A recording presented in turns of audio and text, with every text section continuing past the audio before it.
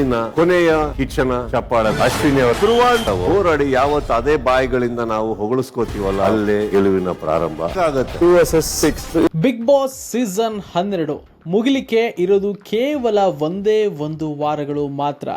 ಈ big boss season 12ರ ಕೊನೆಯ ಕಿಚ್ಚನ ಪಂಚಾಯಿತಿ ನಡೆದಿದ್ದು ಸಾಕಷ್ಟು ವಿಚಾರಗಳನ್ನು ಕಿಚ್ಚ ಕಂಟೆಸ್ಟೆಂಟ್ಗಳ ಮುಂದೆ ತೆರೆದಿಟ್ಟಿದ್ದಾರೆ. ಒಂದಷ್ಟು ಜನಗೆ ಕ್ಲಾಸ್ ಅನ್ನು ಕೂಡ ತಗೊಂಡಿದ್ದಾರೆ. ಅದರಲ್ಲೂ ಕೂಡ ರಕ್ಷಿತಾ ಶೆಟ್ಟಿ ವಿಚಾರಕ್ಕೆ ಸಂಬಂಧಪಟ್ಟಂತೆ ಯಾವ ರೀತಿಯಾಗಿ ಮಾತನಾಡಿದ್ರು ಎಂಬ ಪ್ರೋಮೋ ಇದಾಗಲೇ ರಿಲೀಸ್ ಆಗಿದ್ದು ಈ ಕುರಿತು ಹೆಚ್ಚಾಗಿ ಎಪಿಸೋಡ್ನಲ್ಲೇ ನೋಡಬೇಕಾಗತ್ತೆ. ಜೊತೆಗೆ ಈ ಸೀಸನ್ನಲ್ಲಿ ಅತ್ಯದ್ಭುತವಾಗಿ ಆಡಿದಂಥ ವ್ಯಕ್ತಿ ಯಾರು ಅನ್ನೋ ಒಂದಷ್ಟು ಪ್ರಶ್ನೆಗಳು ಕೂಡ ಕಾಡ್ತಾ ಇತ್ತು. ಈ ಸಂದರ್ಭದಲ್ಲಿ ಕಿಚ್ಚ ಅವರನ್ನ ಗುರುತಿಸಿ ಚಪ್ಪಾಳೆಯನ್ನು ಕೊಟ್ಟಿದ್ದಾರೆ ಅಂತ ಕೂಡ ಹೇಳಲಾಗ್ತಾ ಇದೆ. ಹಾಗೆ ಈ ವಾರ ಕಂಪ್ಲೀಟ್ ಆಗಿ ನೋಡೋದಾದ್ರೆ ಮನೆ 2 ಭಾಗವಾಗಿ 2 ವರ್ಸಸ್ 6 ಎಂಬಂತೆ ಆಗಿದೆ. ಯಾಕೆ ಅಂತಂದ್ರೆ ಅಶ್ವಿನಿ ಧ್ರುವಂತ್ ಒಂದು ಟೀಮ್ ಆಗಿದ್ರೆ ಮಿಕ್ಕವರೇ ಒಂದು ಟೀಮ್ ಆಗಿ ಇಲ್ಲಿ ಆಟ ಆಡಿದ್ದು ನಾವೆಲ್ಲರೂ ಕೂಡ ಗಮನಿಸಿದ್ದೇ ಇದೀವಿ. ನಡೆದಂತ ಒಂದಷ್ಟು ಟಾಸ್ಕ್ಗಳಲ್ಲಿ ಅಶ್ವಿನಿ ಹಾಗೂ ಧ್ರುವಂತ್ ಎಷ್ಟರ ಮಟ್ಟಿಗೆ ತಮ್ಮ ಶಕ್ತಿ ಮೀರಿ ಪ್ರಯತ್ನವನ್ನ ಮಾಡಿ ಗೆದ್ದಿದ್ದಾರೆ ಎಂಬುದು ಕೂಡ ಗಮನಿಸಿದ್ವಿ. ಜೊತೆಗೆ ನಿನ್ನೆ ಉತ್ತಮ ಕೊಟ್ಟಿದ್ದು ಅಶ್ವಿನಿ ಅವರಿಗೆ.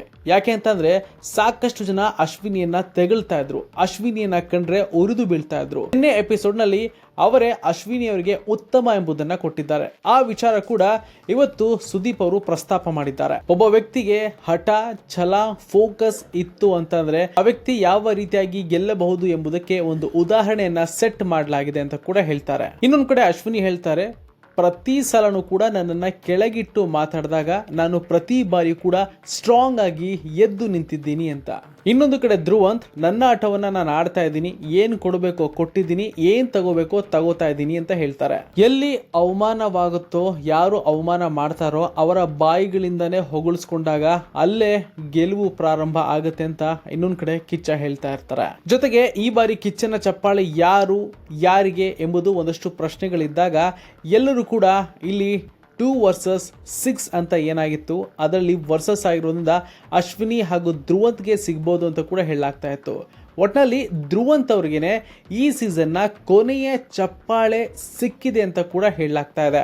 ಒಂದು ಕಡೆ ದೂರಿದವರ ಬಾಯಿಂದಲೇ ಅಶ್ವಿನಿ ಅವರು ಭೇಷ್ ಎನ್ನಿಸಿಕೊಂಡ್ರೆ, ಇನ್ನೊಂದು ಕಡೆ ಕಿಚ್ಚನ ಚಪ್ಪಾಳೆಯನ್ನ ಇಲ್ಲಿ ಧ್ರುವಂತ್ ಪಡ್ಕೊಂಡಿದ್ದಾರೆ. ಈ ಇಬ್ಬರನ್ನ ಮನೆ ಮಂದಿ ಯಾವತ್ತಿಗೂ ಕೂಡ ದ್ವೇಷಿಸ್ತಾ ಇದ್ರು. ಆದರೆ ಆ ಇಬ್ಬರು ವ್ಯಕ್ತಿಗಳೇ ಇವತ್ತು ಉತ್ತಮ ಹಾಗೂ ಕಿಚ್ಚನ ಚಪ್ಪಾಳೆಯನ್ನ ಪಡ್ಕೊಂಡಿದ್ದಾರೆ.